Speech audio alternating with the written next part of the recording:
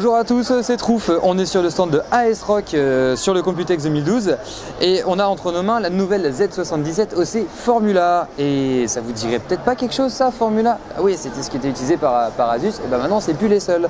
Cette carte là, elle a été développée designée par Nixxi. Nixxi c'est un très bon overclocker, il est toujours dans le top 5 en général. C'est un Taïwanais, il vit ici à Taïwan. Et Diskia, c'est lui qui a designé, maintenant il bosse pour AS-Rock, c'est lui qui a designé cette carte là. On va faire le tour des features intéressantes qu'il y a dessus. Bon, 3 ports PCI Express, bon, on va s'entendre que c'est pour faire du tri Crossfire ou du tri SLI, juste suivant nos besoins. Si on regarde au niveau du cooling ici, c'est assez massif. La carte est assez lourde en fait, ça a l'air d'être assez massif comme solution de cooling. On peut faire soit en air, soit en water cooling.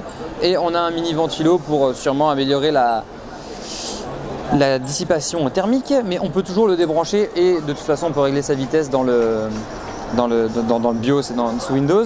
Autre chose, ils utilisent forcément tout ce qui est les chokes et les condensateurs, c'est de la haute qualité. On ne sait pas encore exactement comment ils vont appeler ça au niveau marketing, mais d'un autre côté, on attend de voir pour tester la carte. Il n'y a que comme ça qu'on va vraiment savoir ce que ça donne. Ce qu'il faut savoir aussi, c'est qu'on a des boutons plus et moins qui vont nous permettre d'augmenter le base clock pour augmenter la fréquence. On a 2 debug codes, il va y en avoir un qui doit être pour le démarrage et l'autre qui doit être un code particulier. Sinon, ce qu'on a d'autre aussi avec ça, hop là là, on a un BIOS qui est sur la carte mère, on a un BIOS qui peut être détaché de la carte mère. Donc en fait, c'est comme s'il y avait du dual BIOS puis qu'on en choisisse un. Les boutons power et reset, du SATA, tout ce qu'il y a de plus normal. C'est du Z77, donc ça devrait servir à pas mal de monde. La carte vient d'être annoncée, il n'y a pas de prix encore officiellement, il n'y a pas officiellement de date de disponibilité. Ça devrait être dispo dans les prochains mois parce que de toute façon ils veulent pousser aussi ce domaine-là. Ils ont bien compris que les overclockers avaient des besoins puis que les gamers en avaient certains d'autres.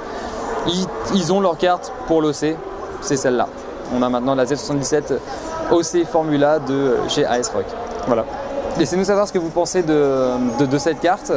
Puis n'hésitez pas à nous donner vos commentaires, soit sur les couleurs ou tout ça, on pourra toujours faire passer. Amusez-vous bien, bye bye.